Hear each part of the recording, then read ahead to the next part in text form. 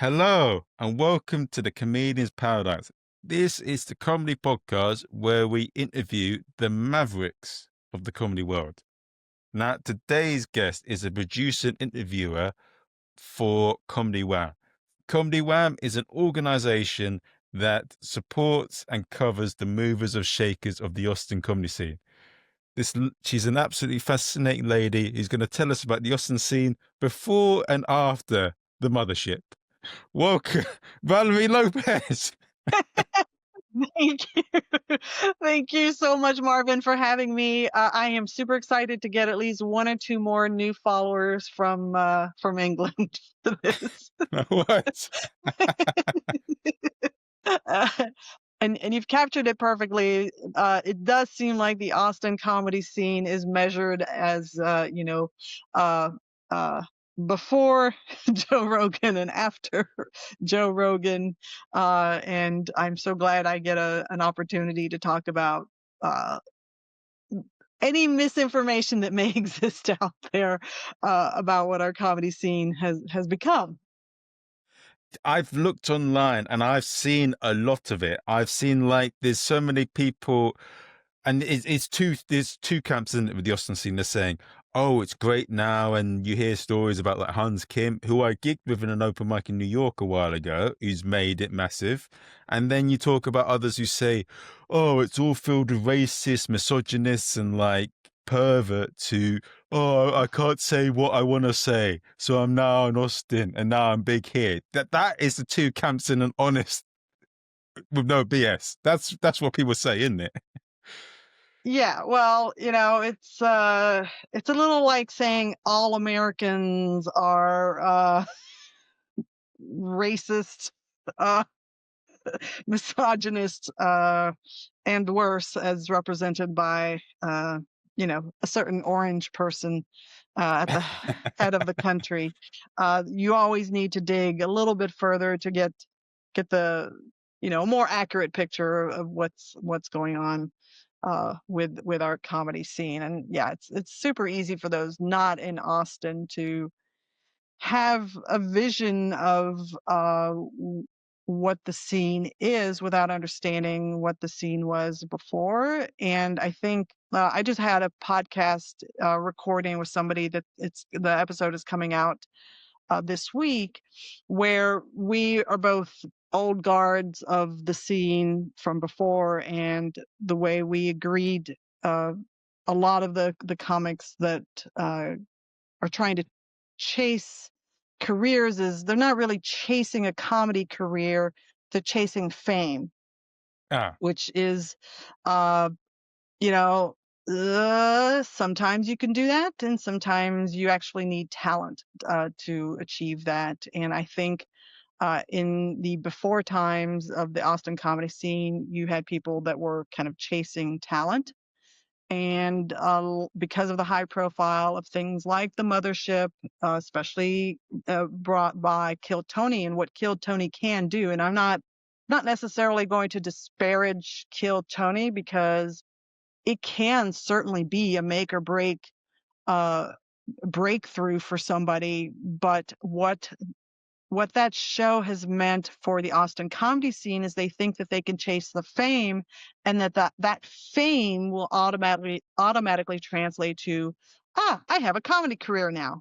Well, sorry, you actually need to have worked and gone to the million open mics and put in effort to write, perform, practice in order to actually make a comedy career. And I think there are some examples of people who had breakthroughs with Kill Tony, who then put in the hard work to build their comedy careers. And there are people who had a break on Kill Tony, but that did not translate to a comedy career. And I think people need to be realistic about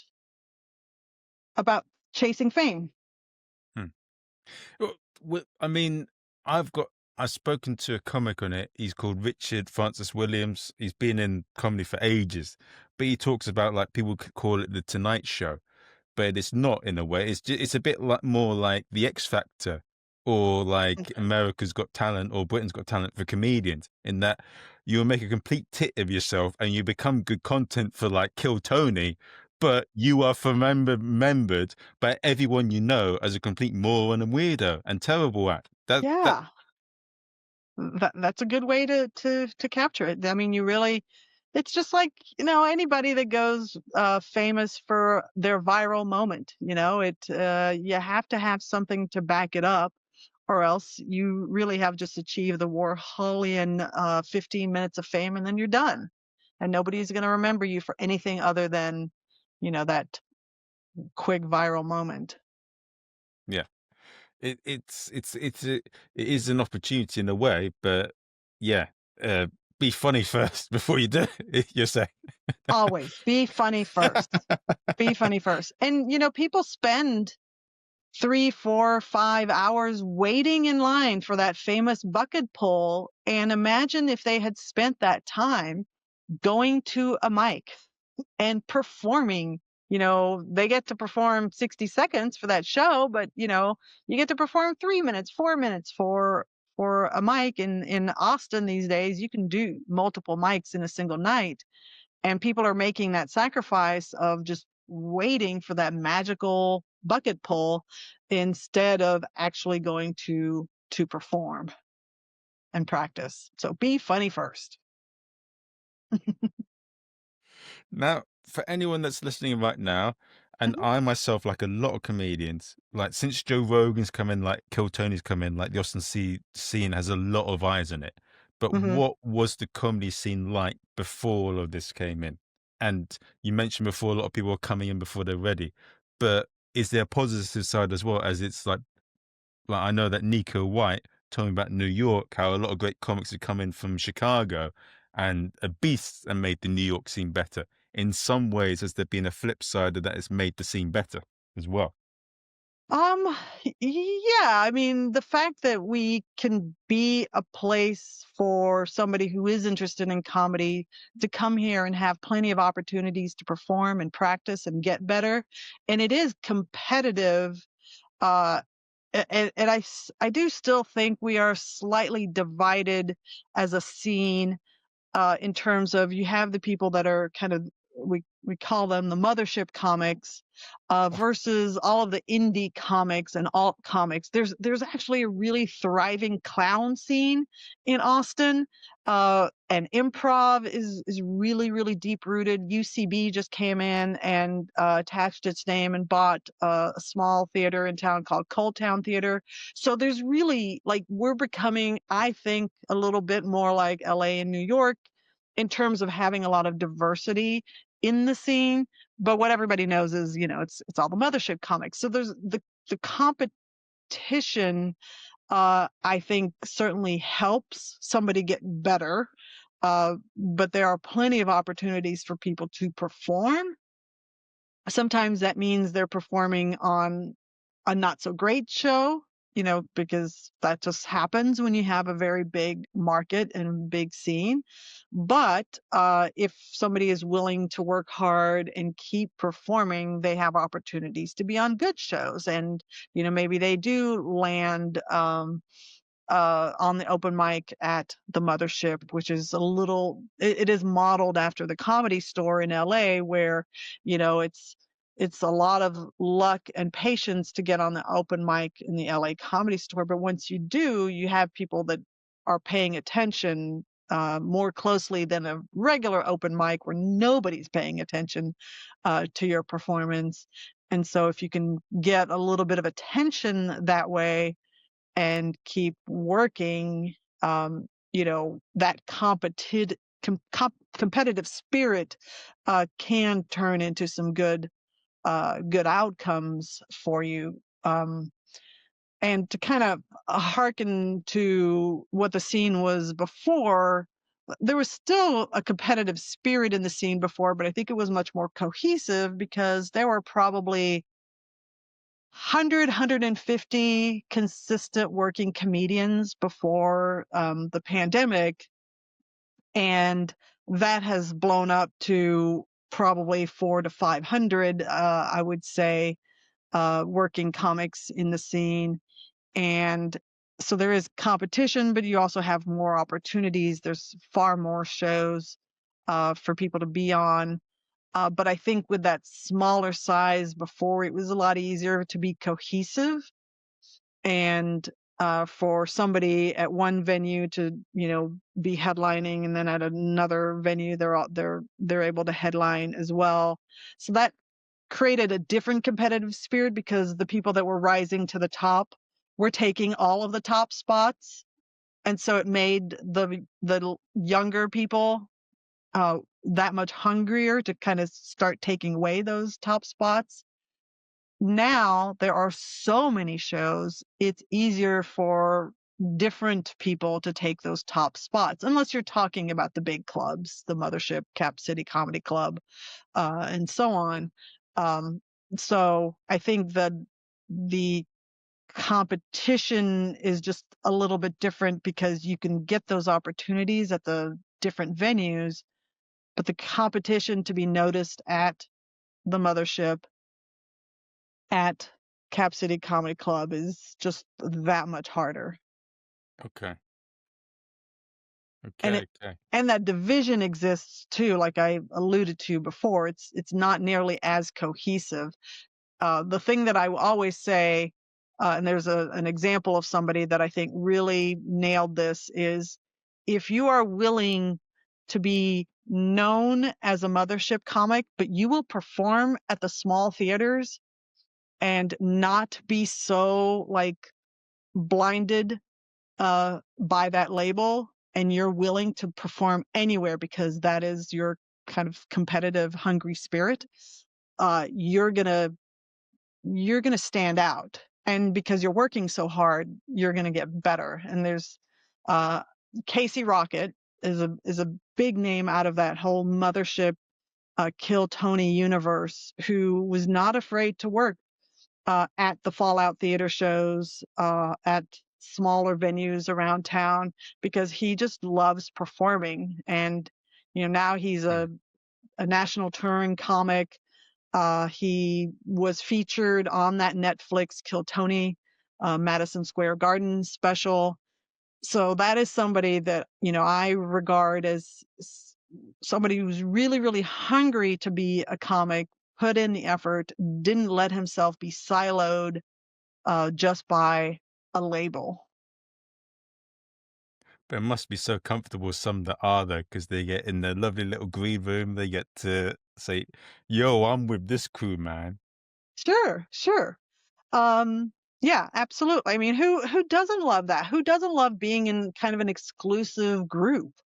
You feel like you're special, you feel like you're different from other people, and you get special treatment that nobody else in the world gets, to be able to sit in that room. And if you follow the Mothership account on Instagram, there's some amazing pictures being taken in that venue. And there's the classic, the comic on the staircase, or in front of Mitzi's bar.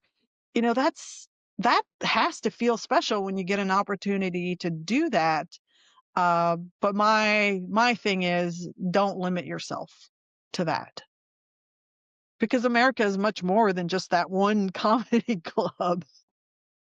Yeah, yeah, yeah. It's also it's more fun to put yourself in different situations rather than what you're comfortable with. Yeah, absolutely. I mean, the comics that learn and grow and get better, they perform in front of audiences that they're not used to, because they realize, oh, my material works really well with this audience. Well, you're not going to grow if you're not performing in front of lots of different audiences. Yeah, yeah. It what's okay. And from yourself as a whole, like what is it that you love about the Austin scene? And like what makes you so passionate about supporting comedians in this city? Ah, gosh, that answer has changed so much since the scene got big. Like, as I was starting to cover the scene and do the podcast and get to know, the smaller pool of people. It it always felt special to me, and this is really quite silly and just a little quaint. I really just loved being able to go to a show and see people that I've sat across the table from and gotten to know them and get a hug. I mean, it's really that basic. As an introvert, I just want to be comforted. And so being able to say, oh my gosh, you and I talked about that thing that happened to you growing up that really made you become a comic. And so being able to walk into a club or a bar and see somebody that I've had that connection with and get a hug from them was really all it took to make me happy, and why I felt so special about the scene. And now I can walk, it's different because I can walk into a show and people have no idea who I am, even though I've been covering the scene exactly the same way all this time. And that's, I'm like, a little bit of me's like, don't you know who I am? I'm willing to support just about anybody and willing to talk to just about any comic. But the scene is so big that, I still get the hugs from the people that know me, uh, but they're harder to find because it's such a massive scene.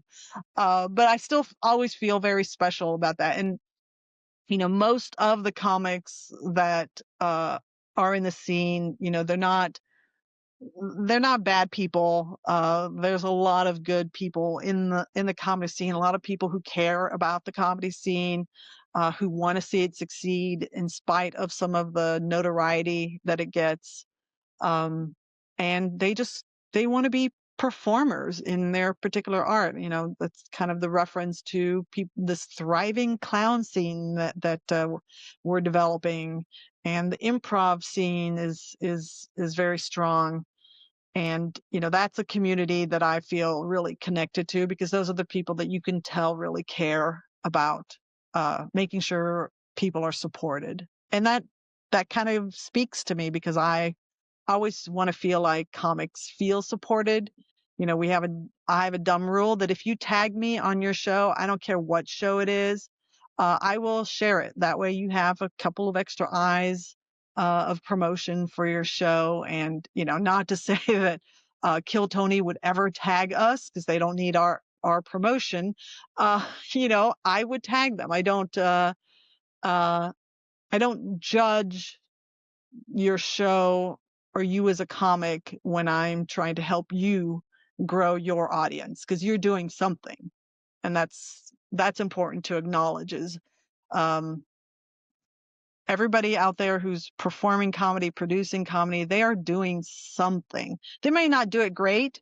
They may not, they may make some mistakes along the way, but they are doing something. And I think that's kind of a large lesson in the world, is just do something, create something. And everybody should have a champion that supports you when you are trying to create something. And I feel like that's a little bit of my role, is to be that champion.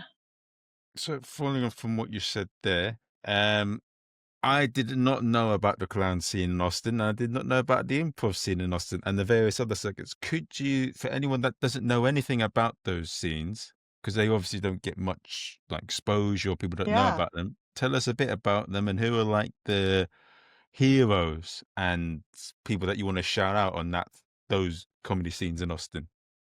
Sure. There's at least three or four improv heavy theaters in town. You have Cold Town Theater that I mentioned before, that UCB, who's big in LA and New York, has just bought Cold Town to build up its brand here in Austin. They do a lot of improv, sketch, and some stand up. Then you have Fallout Theater, which I think has kind of stepped up in that whole supporting the clown scene. Um, with classes, and there's an incredible performer, comic clown named Zach Zucker. He performs all over the Oh, world. Yep, of course you know him. Everybody knows him. He brings Stamp Town to England, New York, everywhere. And he has created this really nice connection with the Fallout Theater, because he comes and teaches clown classes. at Fallout Oh no. Theater, and they sell out instantly because Zach is just brilliant, and the nicest guy in the world too, by the way. Um, and so you've got, uh, and for people that don't know what clowning is, I can't say that I know what it is, but the way I like to describe it is it's like a sketch with no purpose. Because a sketch kind of has, you build a character and a narrative, and then you kind of have a peak to it. Clown performance feels a little bit like a sketch because it's been practiced and rehearsed, but it doesn't necessarily have a point. Um, but when it's done well, it's really hilarious and fun to watch. So yeah, so Fallout I think has come to the forefront of the clowning scene here in Austin, and then you have Hideout Theater, which is very improv focused, and then Merlin Works is an improv focused theater here in town as well. And if I'm forgetting another theater, I apologize in advance to that theater. They can reach out to me, and I'll learn more. Okay. And on top of that question, what's the stand-up scene outside of, as you said in Austin, they're referred to as the Mothership comics. What's stand-up like outside of that circle? It's very diverse. You have everything from people that kind of stay in the clean comedy territory. Then you have a pretty strong alt scene. I think before the pandemic, I would say our scene would very clearly be labeled as an alt comedy scene, just a little dark and not necessarily for the mainstream comedy audiences. Now I'd say it's a little more diluted, but there's still an alt comedy scene that I would describe that way. And then you have those on the, you know, I'll say the most vile things for shock value. And I consider that to be comedy type of comics. And I always say, go ahead and try that until you learn that that kind of comedy does not work for all audiences. And then you realize that you can only perform in front of certain audiences and you will never achieve fame. So. Oh, why would you say that? Well, I know I'm saying I am hearing the words out loud. And I'm like, oh, there's plenty of examples of people that say vile, horrific things, and they are perfectly famous. But they are perfectly famous with their certain audiences. And there's, you have certain festivals that kind of thrive on that type of comedy. Um, but I don't know. I do think that, and maybe it's just not maybe, it is a function of my tastes. I would like somebody to not lean into punching down to be funny. I would just like them to be funny and crafty about their comedy and make me think a little bit rather than just, oh, I'm going to tear down a whole class of people because I think that's really funny. Okay. So I got two questions on from that. Who's an example of the comedy you like to see that is brilliant and needs to be shouted out? But also, what's a scene you've seen where a comic's done something really horrific and then they get upset and they blame the audience because they didn't get it? That's really that you really remember. Don't Mm, mention any names though in that one. yeah. uh oh gosh. I mean, there's some little alt and indie shows that happen around town, and yeah, so I feel like that's kind of a common, like when you're speaking and you say and you have that crutch and you just say as a crutch because you can't think of the next thing to say, so you just kind of stumble about a bit. I feel like blaming the audience is the comics if Oh, they don't know better. So I've seen plenty of shows, and especially like little smaller shows where just because their joke isn't landing, they're just gonna oh, you've got your arms crossed. You don't think this is funny? And it's like, no, I don't.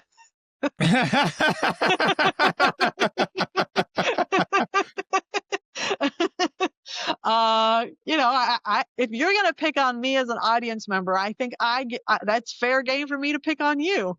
I don't think heckling is okay. I'm not gonna say you suck, but if you're gonna ask me, if I don't think that's funny, I'm gonna say no, I don't. uh, so yeah,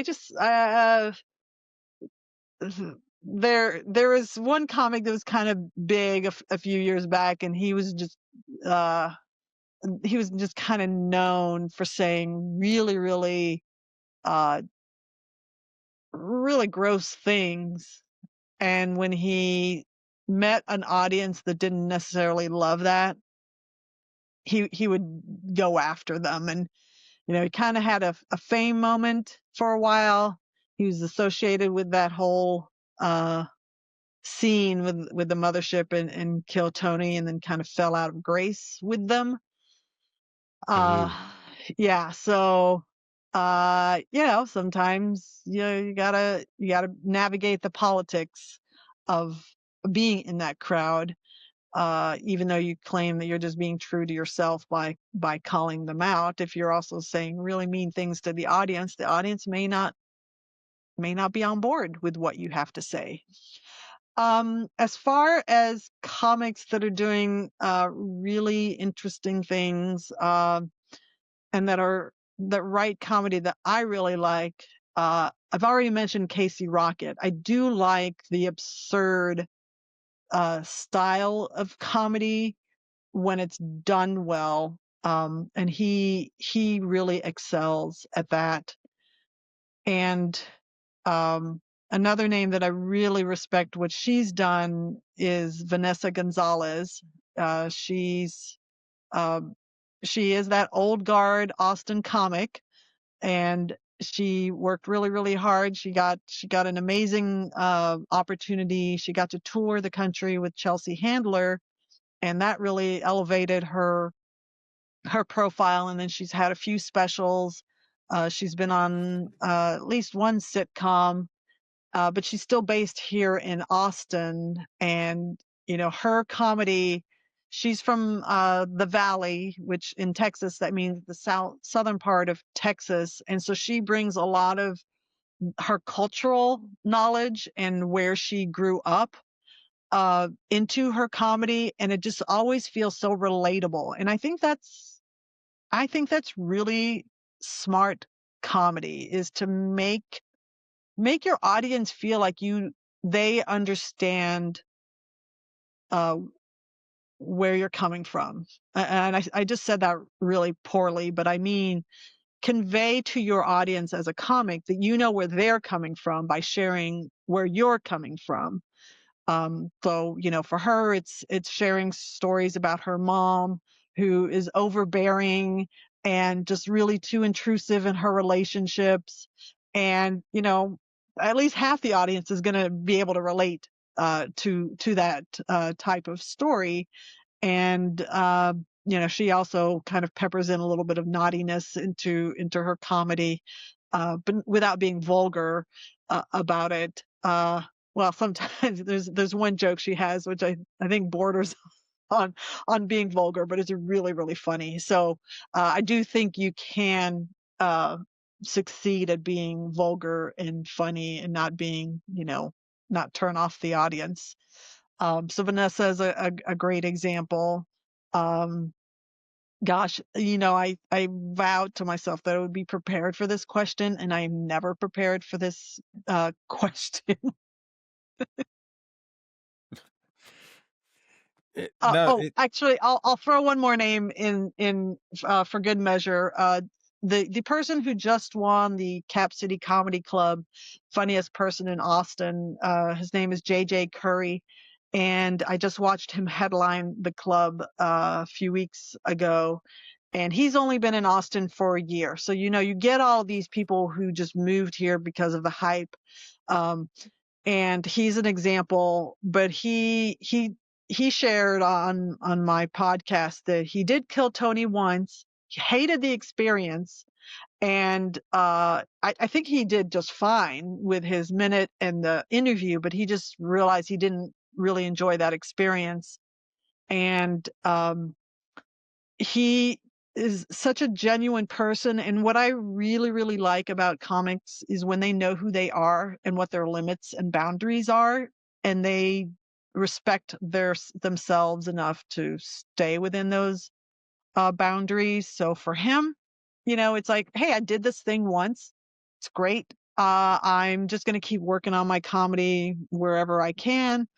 And, he happened to win that contest after only being in Austin a year.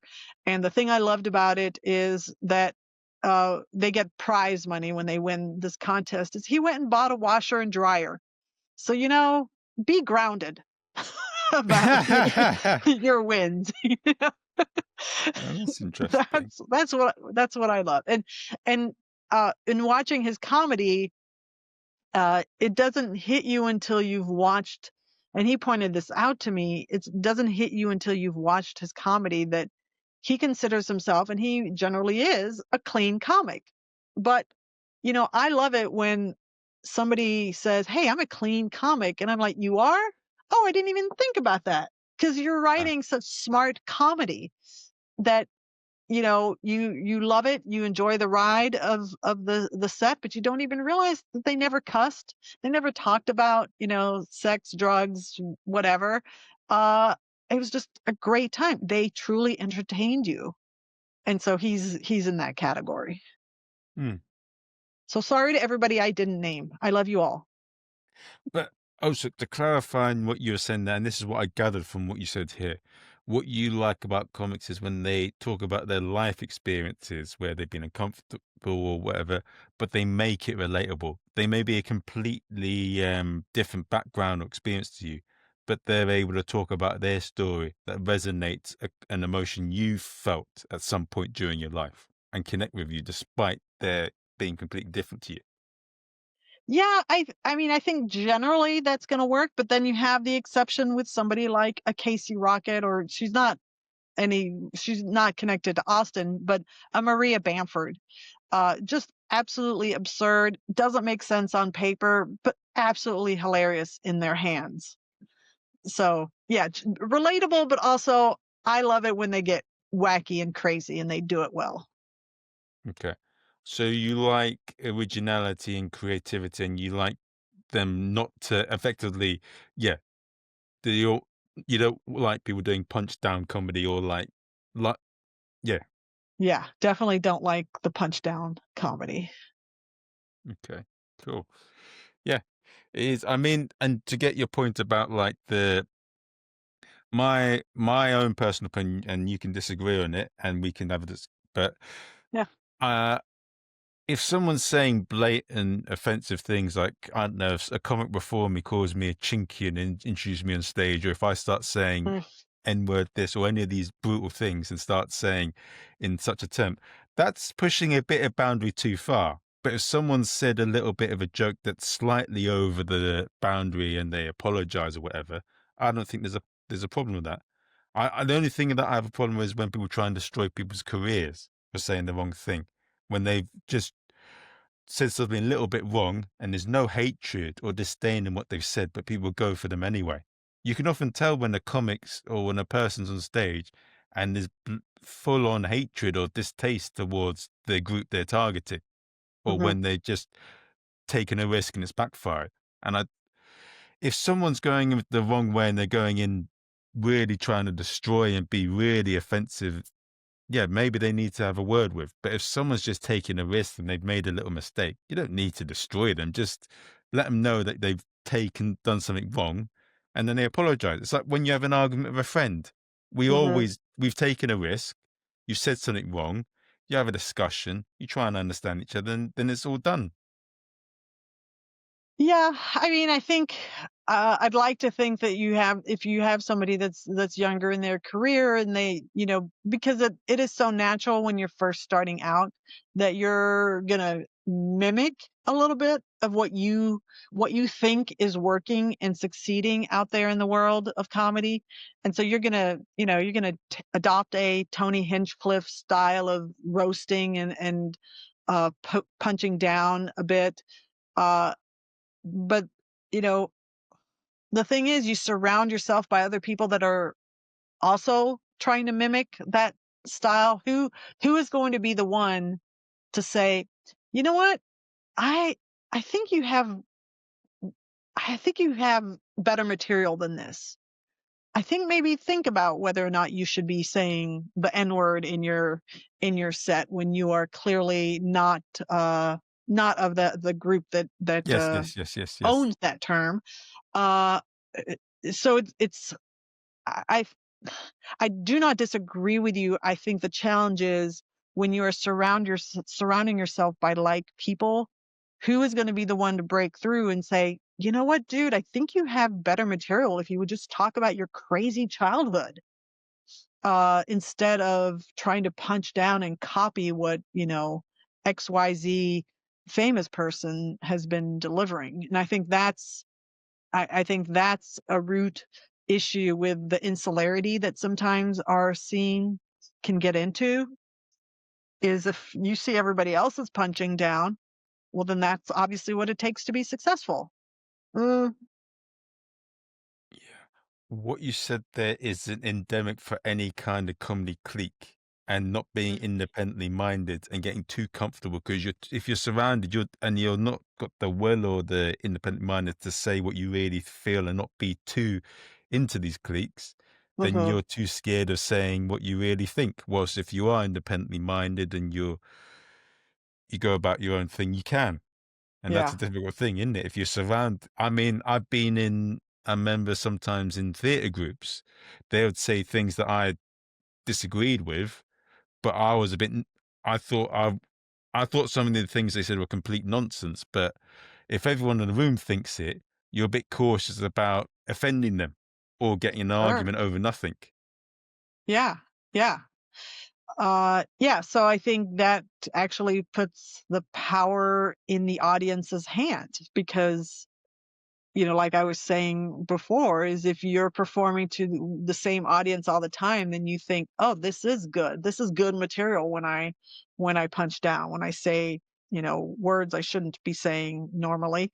Um, but then you go to a different audience and they're like, "Dude, you can't." And then you either have the choice, and maybe it's not a binary choice. You either have a choice of saying, "No, I know this works because this other clique that I hang out with, that I do shows with all the time, this club that I perform at all the time, I get huge laughs with this." And you're like, "Okay, I'm just going to bear down." Or the other choice is learn. I think as humans, we should always strive to learn and adapt and grow. Um, I That's my take. So, you made that realization and you grew and you learned, you know what? No, I don't think this theater group is right about this issue. And you either left the group or you just, figured out ways to say, yeah, yeah, what you're saying isn't right. I myself prefer not to be part of any clique or anything like that. I'll much rather have a small bunch of people that I'm cool with, There you go. and I don't mind being friendly with a lot of different people, but I don't yeah, I like to be picky. I like to say what I think and I like to be independently minded. I don't want to be tied to any sort of clique. I don't like that kind of thing. It's not for Yeah. me. And I mean, this industry is uh kind of tough in that regard because it's easy to be in find clicks. But also, there is no one right way to be a successful comic, right? There are plenty of books that tell you how to have a comedy career, but there's really no right or wrong way. It's a very individual career. So, not being tied to one group or another is probably more liberating, um, to follow. Just Well, for me, there's and sometimes in groups and all of that, there's a lot of nonsense that I'm not prepared to deal with, and I just feel. And that's just me. That's just me. Yeah, I like to be sure. independently minded, build my own thing. But there's BS that I'm like, this is. I'm not prepared to this. Yeah. I'm out. I'll leave you alone. Bye. Yeah, because you know yourself, and I think that's really important for comics, the new comics, to know themselves, know their limits, know their boundaries, and respect themselves in that way. Don't bend to a clique. Just know your limits and respect them, and expect other people to respect your limits as well. Yeah. That side of things you sometimes have to just put the block button on. Yes, That's what I exactly. do. Yeah, yeah. Uh, but each to their own though. But I just also I feel that not being part of a clique allows me to have more interesting conversations and meet Hmm. more interesting people. If I was too tied into one group or another, I'll probably be I wouldn't be able to have as many interesting conversations as I do in the podcast. So I Yeah. yeah. Yeah, absolutely. And I would say for myself, I do have opinions about this label of the Mothership comic, uh, or the Kill Tony crowd, but I'm not going to disparage anyone for being part of that. I have interviewed and consider as friends people who work at the Mothership, because I do respect what the Mothership is doing for young comics with their apprenticeship program. It's not easy to get, and I have noticed other clubs are adopting that model because you get people who are willing to work for stage time, so it's good for the business part.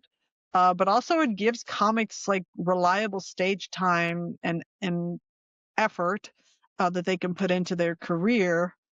Um, so I respect those people a lot for what they're doing, and I don't. I may not be fans of the people at the very top individually, but I 100% respect anybody that is a door person at the Mothership, or Sunset Strip is kind of a sister club to the Mothership, who have audition processes for young talent and support hardworking comics that I've interviewed, and they are lovely people by and large. I really feel like when I get to have that one-on-one conversation, like you say, by not being part of any one tribe, you get to have fascinating conversations. And anybody that I've ever talked to from one tribe to another, they are all fascinating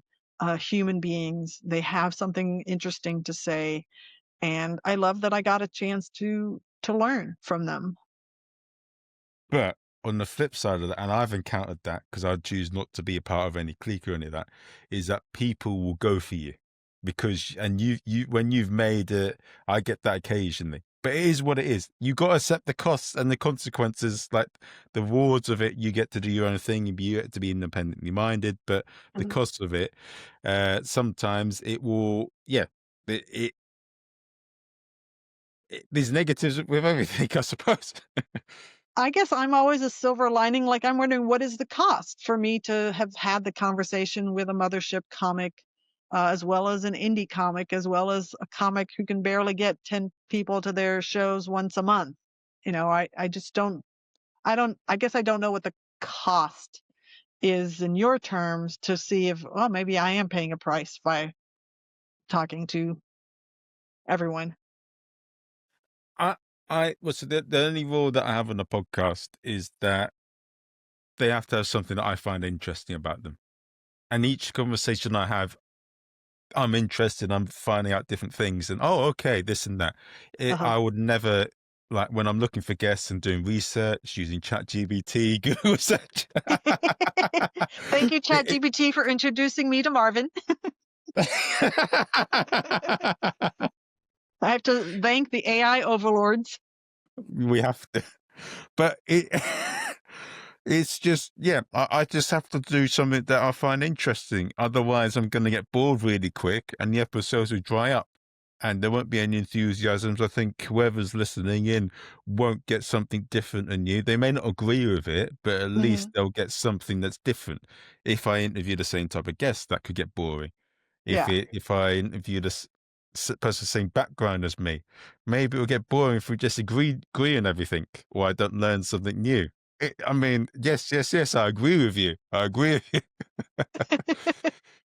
Uh, Uh, I I strive because I've done this so long now, like, in the early days, I doubted myself a lot about whether I could succeed in drawing people out. One of my favorite interviews, was very much from my early days, is a local comic named Lando Shepherd. Um, if you ever talk to Lando in person, you might get at most a 1 minute conversation with him. He is very short on words. He's very hardworking. He's great on stage. People absolutely love him on stage, but off stage, he's all business and he won't give you a lot of fluff. I was deathly terrified that I would not be able to get more than 5 minutes of conversation out of him. Um, but we actually managed to talk for an hour because oh, I just kept trying and I just kept, I, I, I realized looking back that I just had to learn to trust myself that I would find that interesting thing that would draw out the conversation. And I'll admit, I mean, with as many interviews as I've had, I've definitely had boring interviews. Um, s- you know, never gonna name them, but I and I'm like, I'm struggling to find it interesting, but I know I will find something interesting with this person, uh, hmm. and yeah, I do deliberately. And one of the things you had asked me to think about is how do I choose my guests, and a lot of it is just my personal interest because I'm curious about somebody, and I pick from different realms of the Austin comedy scene. I pick people that are performing at the Mothership. I pick people that are clowns. I pick people that are into sketch. I'm about to go really heavy into talking to improvisers for the rest of the year. That way, people who land on my website will realize I'm not just talking to one style of comic. I'm talking to a whole variety, and that's driven by my personal interest. Is I don't want to talk to just one type of comic. I want to talk to all sorts, and I always find that the running thread is they've generally got something interesting to their background that I can, lean into and talk about. I had one recently where I had spent some time working in Cincinnati, Ohio, and this comic was from Ohio. So we ended up talking about the ice cream that's in Cincinnati, Ohio, and the chili. So we can always find something that's interesting and human, if not, comedy related. There, there has been, yeah, the odd. I've had some bad interviews too, and I'm not going to name them, but because me and you do run the same process though in that way. We pick people that we find interesting. That's the main Exactly. thing, and we Yeah. look for what we want. Hmm. The If we just picked any old random person though, I'm certain that the number of bad interviews would increase a lot. If we didn't have some sort of thing that we're looking for, Yeah. there would be a lot more bad interviews. But you are right. Some interviews, no, there have been some terrible interviews that I've done on the podcast. Some of them I've deleted, but the majority of them have been absolutely fucking fantastic. And the even with the ones that haven't been as I'd like, there are occasionally the odd snippet. But yeah, most of the bad ones, yeah, it is what it is. Yeah. I'll never name them. But yeah, I think picking people that you find interesting or what you're interested in and you have a passion for or you're interested in is it sounds so simple. It sounds so, maybe I can I use the word woke and fantasy? Uh it sounds a bit fantasy, but Yeah. yeah. Yeah. But Whatever also, you're interested in. Yeah. yeah, we're also the ones that are making these arrangements and recording and doing the uploading and dealing with the hassles of posting these podcasts and web interviews.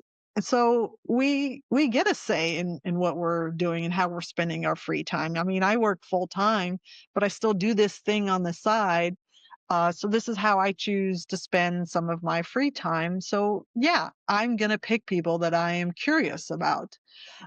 And because I've done so many, and I also cover like the big comedy festival in town, the Moon Tower Comedy Festival, I now get opportunities that I wouldn't be able to achieve on my own.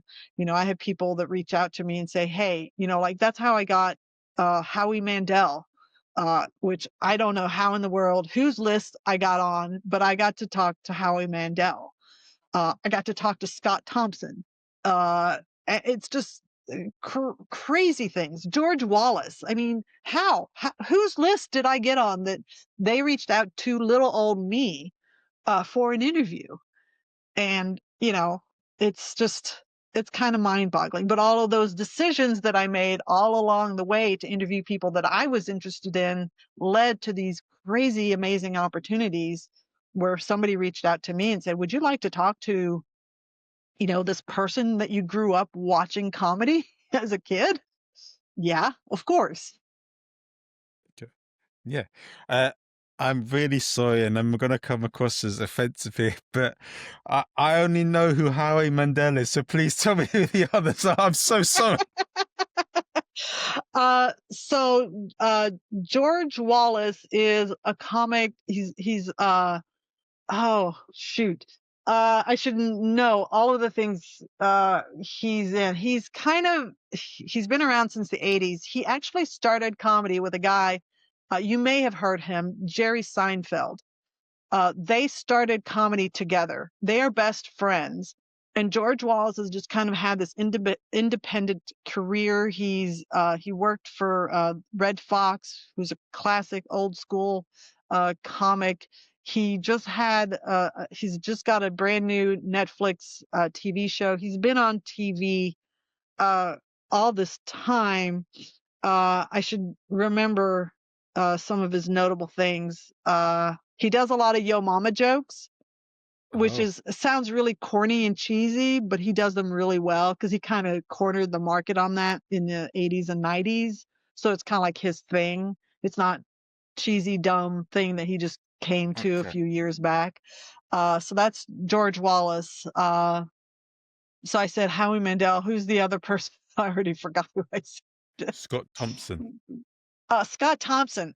Scott Thompson of Kids in the Hall, Okay. from the Canadian sketch TV show from the 90s.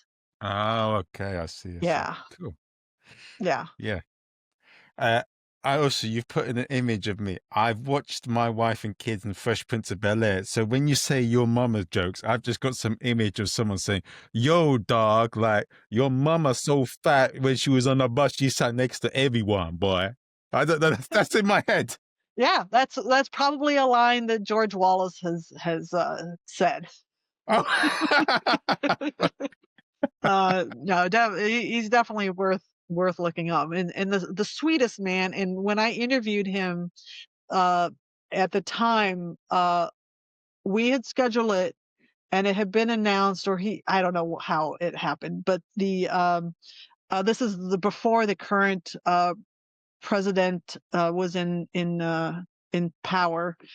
The Kennedy Awards, which are now so woke, apparently, and that's my sarcasm voice. Dave Chappelle was awarded the Kennedy Center Honors, and I think this was last year. And at the last minute, George Wallace had been invited to hop on Jerry's plane from New York down to, or not plane, private jet, had been invited to join Jerry on his private jet to the Kennedy Center honors. And it's really hilarious to me that we recorded that. And then I look at George's Instagram and I see him pictured with Dave Chappelle and Jerry. And I'm like, I was talking to this guy this morning. And then he hopped on a private jet to go to the Kennedy Center honors. What a wild Oh, life. that's amazing. Yeah, yeah, yeah. It does feel surreal, isn't it, when you see someone that's on TV or big famous and you've met them face to face. It's yeah, it's an outer Yeah. world experience. Yeah, absolutely. Absolutely. And I love telling my son, I've talked to them. I've Ah. talked to them. D- d- Does he do it in the, I remember when I was a kid, we used to get in a bit of a banter match and say, "Oh, my dad will beat your dad up," or "My dad's a builder," or something like that. Does he say, "Yo, my mama met this person, that person"? I think now that he's a little bit older, and he's away at college, I think he's kind of enjoying being able to do that, and he's had opportunities over the last few years before he went off to college to, come with me to shows that are made possible because I interviewed a person on, this TV show or that TV show. So yeah. Uh, Ah. Uh, Yeah, the, the, I think a highlight for him was getting Murr from the Impractical Jokers. Uh, yeah, I got to interview him, and we got to go. Me and my son got to go to his show that he was bringing to Austin. Not the Impractical Jokers. He was just doing his individual solo show, and we got to do the meet and greet, and he got to meet Murr. It yeah. was yeah. I'd only think that my favorite, yeah, I love the impractical jokers. The punishments I love. They're so funny. Uh, but you've actually got me thinking about a few things as well. So I've been doing the podcast a bit of a while, Uh huh. but one of the weird things that makes me the voice has changed for the podcast. Like when I first started it, people just said noticed that I'm quite analytical and I like to research things, and they said, "Why don't you start a podcast?" And I did during the pandemic. Uh huh. But the voice has changed. Before it was people with passions, then it was stand up across the globe, but now this last year, the voice has changed into speaking to mavericks across the comedy globe. Mm. That's what. Have you noticed that with when you're doing the podcast in a way like the type of thing you're aiming for is a little bit different too? Um. Hmm. I definitely know that before the pandemic, if I look at that timeline, so I started in 2016, pandemic is 2020. When I started, I was talking to very much up and coming comics because those are the people that were willing to give me their time. And then I was able to kind of get to the higher uh, uh, latter levels of the local scene, and then I started covering the festival, and I was able to get some up and coming names that way. So I think from that perspective, the voices changed because of the experience that I had, and people knew about me, and so I was able to get you know bigger names. But I still always like talking to a younger comic, and during the pandemic, because we had online shows and we had people from across the world on those online shows, I ended up talking to some of those people. So I was truly like broadening my universe of people. And I just realized one big name from the UK that I should have mentioned, President Obanjo.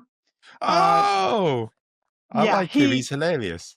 he's absolutely hilarious. And I got to talk to him, uh, he was on our online shows, and then I got to interview him, and he took off the garb, which at the time he was trying to get away from, and I think these days he's kind of leaning into it because of the whole American presidency drama.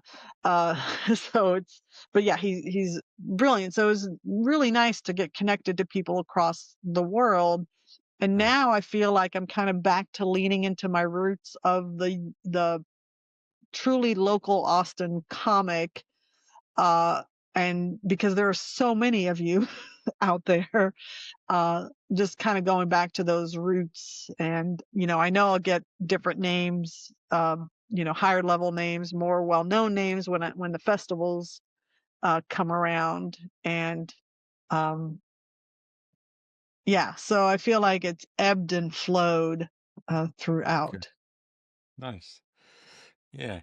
Okay. Now it's gonna. Yeah. It's funny. Sometimes I see the podcast a bit like doing stand up. You do it for a while and then you find your voice in it as well. And that changes. But Hmm. that I feel it's a bit like that as well in some ways. Yeah.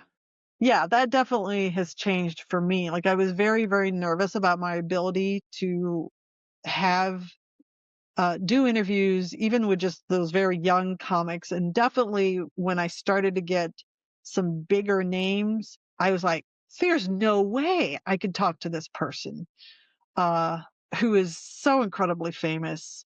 Um, but now I'm like, we're all kind of human, and I've done it enough that I know I'm going to find something for us to connect on. So with the podcast guesting and getting people on, generally email before when I first started, I'd maybe email 30 or 40 and I get maybe one or two guests. But since been doing it for a while, the amount of emails I need to send are a lot less. So if I send 15, I'll get 4 or 5 back. Or if I send 20, I get 4 or 5 back. And it's given me an approach to life and a lot of things in that Hmm. you throw your shots. Most are gonna not hit, but Yeah, occasionally one will hit. yeah, yeah.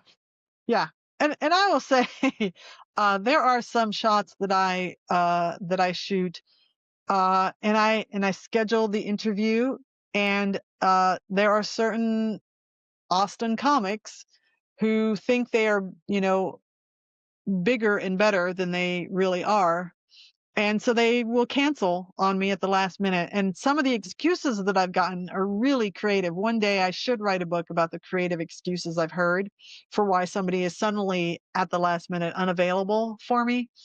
Uh, and I don't know, you probably have your own list that you keep of people that you will never have on your podcast because they burned you because they thought they were just bigger than you are. And it's like, I'm trying to talk to you as a human. So I can talk about some dodgy situations that I've been in, and I'm more than happy for them to say something to me and we can have a discussion on it. But Mhm, so I had one a while ago, a few years ago, where the comic an hour before said he wanted to change it, and then an hour came in and he said, "Oh, sorry, I can't do it anymore." And then I had one recently. So we booked an interview. Um, he didn't let me know he was going to be late. So I waited about 5 or 10 minutes. I said, "Are you coming? What's up?" And he said, "Yeah, I'm coming. I'll let you know." I waited for a bit, about 10 minutes, but then I thought I didn't. I just got on my own thing. Then about 45 minutes later, he says, "Are we still good? Are we good? I'm here now." And he said, what happened? I said, "Look, let's do it another time." But he mhm. said, "Oh, I've got it was because of the lights. Am I too late?" But I just said, "It's don't worry, we'll do it another time." But that's a polite way of Yeah. and what's another one that's been a horror story? There's one a while ago. I did actually get on a podcast, but I think things would be now. But when they act dismissive, or if they're a bit, I don't know how to frame it, but they're like, be a bit, "Who is this? What's that?" sort of thing. And Yeah. then what's another thing that was odd? There was another one. Yeah. I messaged them a couple of times. We agreed on a date, and then I messaged them a day. "Are you still coming?" He goes, "I thought we were doing it away this time or that way," as if I'd done something wrong. And I said politely, maybe there was a miscommunication. But when they say something rude like that, then that often it suggests they're going to be a bit funny later on. Mhm. So they're the things that I've learned. Um, what else? Yeah, these are the dodgy ones that I've had so far. I mean, I'm going to get some more. Comedy's got all sorts of Right. characters in it. Yeah, exactly. Um, but I think I've gotten to the point where I'm willing to cancel, not cancel. I'm willing to not do interviews once a certain thing's done. Yeah. Whilst before, I probably still do it anyway. Yeah. I know I had an example where I think somebody bailed on me twice, and I said, I'm never trying again. And, because I tend to be a forgiving person, I let many, many years pass, and they reached out to me, and I said, sure, I'll give it a third time. And it worked out just fine. But there are certainly people that have canceled on me, or just not even, I mean, there have been people that just don't even respond on the day of, after, because I'm sure you have your process. I confirm a couple days before.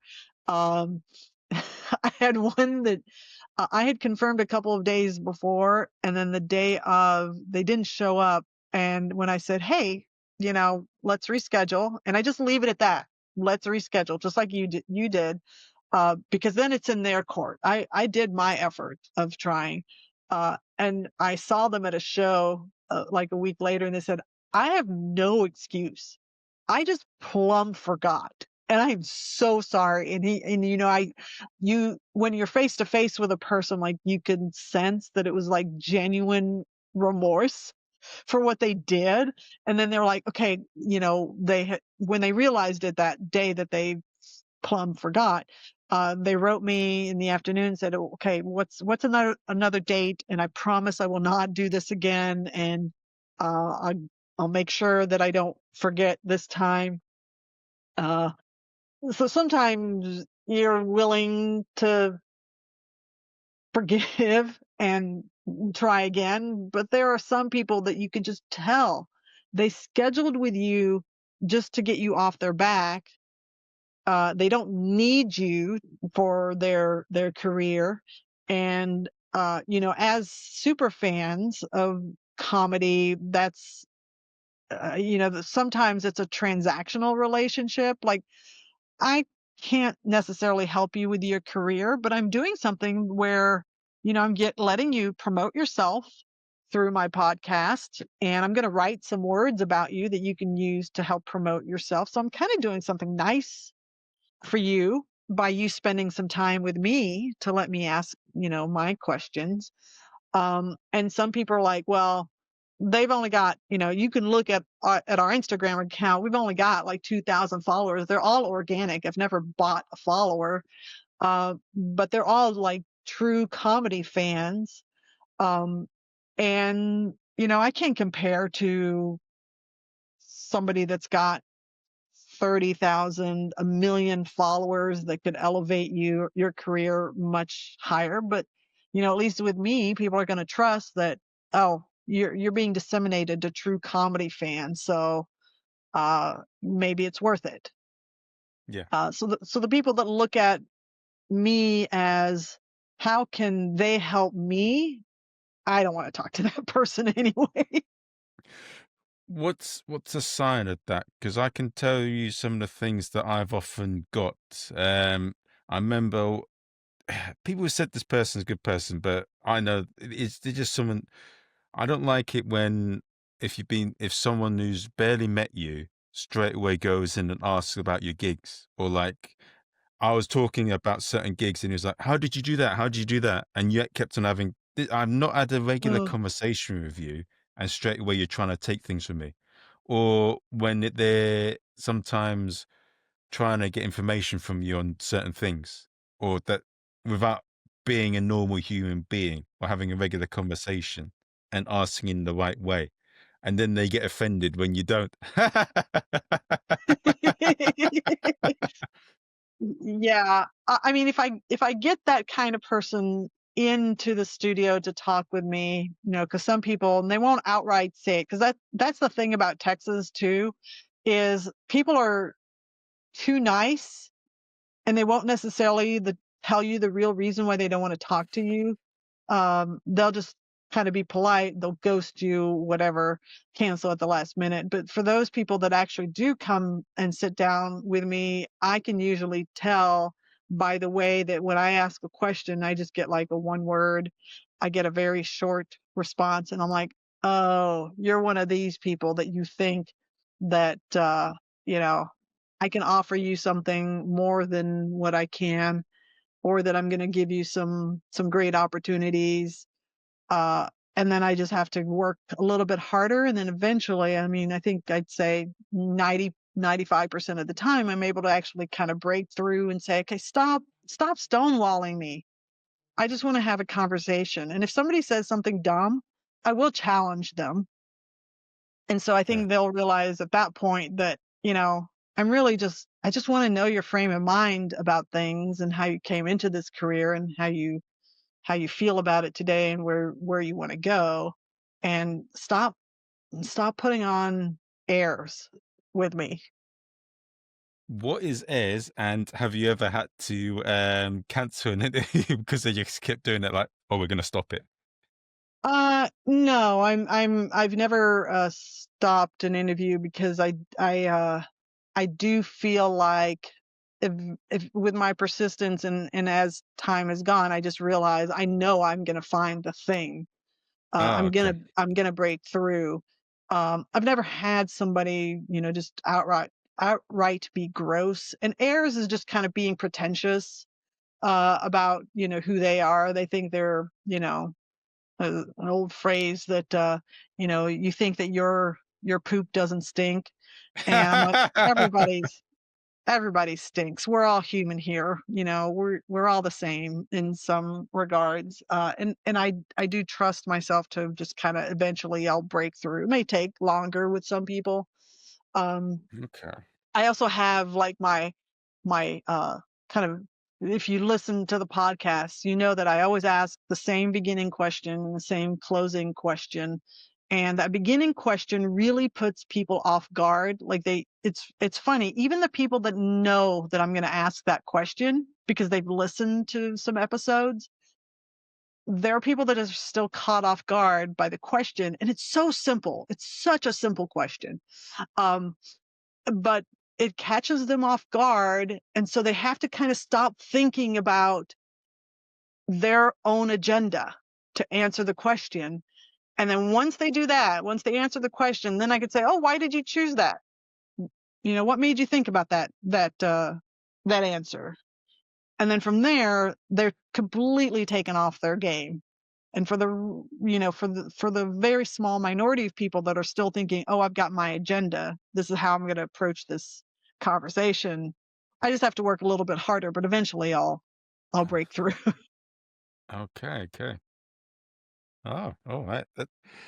Do you kidnap their wives and kids? No, I'm joking. I'm joking. No, I don't know. No, So, no. I mean, half of the people that I'm talking to are unmarried, single people.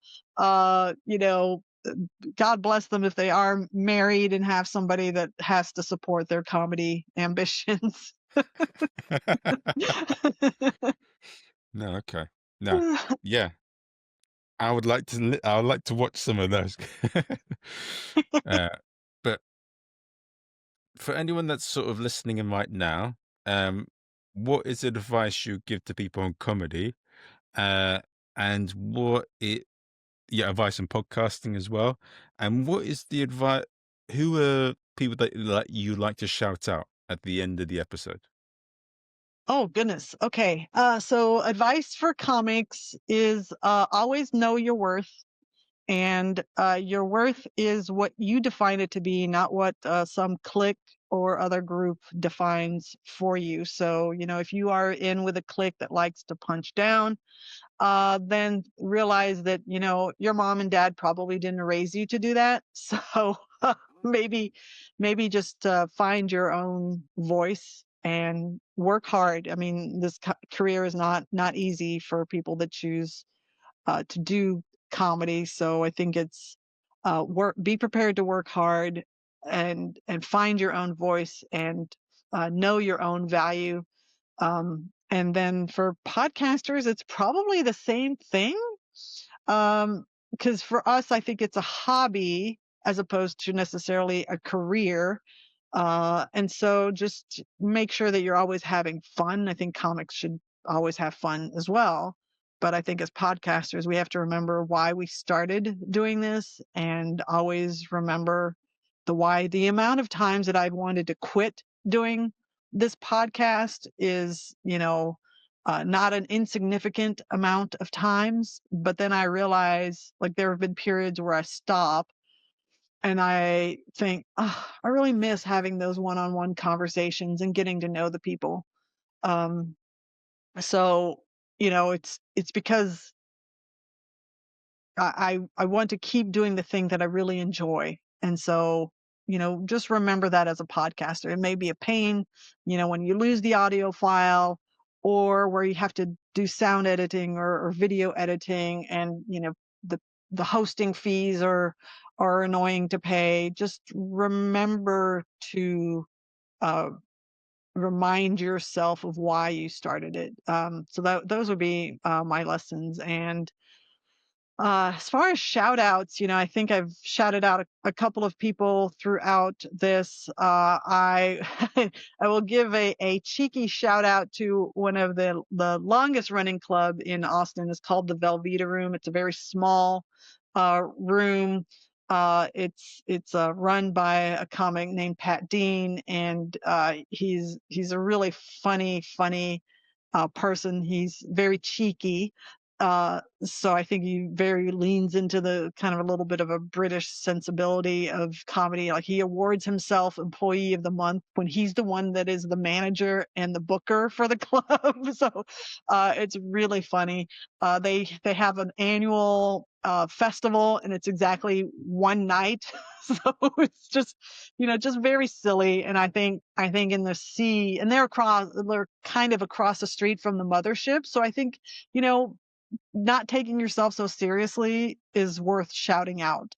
Um, and gosh, shout out to I'm just gonna just do a little random stuff. Sam Lopez and is great. She is one of those Mothership comics, but she is so genuine and sweet, and she'll perform many places, and she's a new mom. So it's kind of like, sometimes you can be a stand-up comic, but then life happens and you figure out what you're going to do from there. And she's a great example of that. And her social media is great.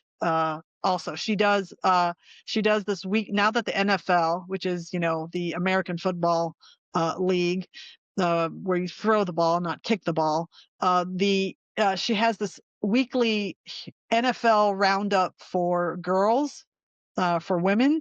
And she very rarely talks about football, but talks about really, really funny things in the guise of, here's your weekly NFL roundup. So she's got a really, really great little web series or Instagram series that she does with that. She's probably on TikTok. I don't like TikTok. So if your audience is into TikTok, I'm sure she's out there too. And I think her handle is Best Sam Lopez. Okay. So yeah. And again, very, very, very sorry to those of you I did not personally shout out. I love all of you. Okay. Yeah, I took it a bit off guard. That's why, guys. So put it on me, not her. Yeah, I hope you guys enjoyed the episode. And where did they find out about you and Comedy Wham? Yes, of course. So on Instagram, we are at Comedy Wham, and that's WHAM. And we also have our website, comedywham.com. And basically on Instagram, if you tag us with your show in the Austin area, or we do have an events page on our website covering Austin, Dallas, and Houston comedy scenes. If they tag us on Instagram, we'll share it. That way you can get some extra promotion. It's free to post a show on our website. And so that's how a lot of our local audience uses our website, and how we become a resource for comedy fans. And if you're listening from across the world, then check out our podcasts. We have, there's like three. I think this weekend I'm releasing my 364th episode. and you can look at all of the many voices that we've talked to. Like I said, I've interviewed President Obanjo, Ryan Mold. Those are some UK names, and some folks from across the world. And names that were very, very small names in the Austin comedy scene or touring comedy through Austin scene, who are now big, big names, have been interviewed. So that's pretty cool to see. And yeah, that's the thing. All right. Well, guys, I hope you've enjoyed the episode. I'll see you guys soon. The next episodes that I've booked in with a musical comedian, Joe DaCosta. I've got a former police officer, Kevin Jordan. Who's the other one I got? And I got a clown teacher called John Davidson. Okay, but I'll see you guys soon. Take care. Thanks, Marvin. All right.